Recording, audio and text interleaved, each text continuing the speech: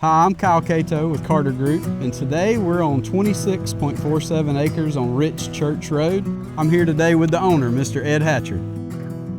When I saw it online, I talked my wife into coming out that day, and when she saw this, she loved it. In fact, I got a picture hanging up inside that I took the day that we came here. The thing that really just sold me on the property, there's a stand of old oak trees that go all the way across the property from one road to the next. There's one oak tree that is about 29 feet in circumference. It is just the hugest, most beautiful tree I've ever seen. Tell me a little bit about the pond that you had dug on the property here. The pond, this is like the ideal spot. There's just something about being out here. I got an aerator / fountain that keeps the oxygen level for the fish, and it helps keep the pond clean.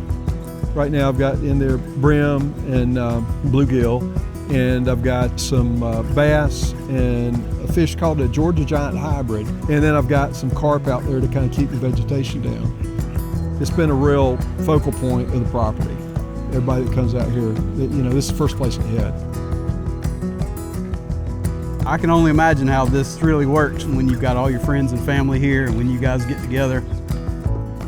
I built this building back in 23. You wouldn't even know it looking at it from the street, but I incorporated a little apartment in there for me to stay when I came up here. It's about a 650 square foot apartment, plus or minus, but it's got a bedroom, bathroom, laundry room, and then downstairs is my little kitchen. I've got like a little office nook and a little dining room table there in the kitchen. And then I've got a living room attached to that.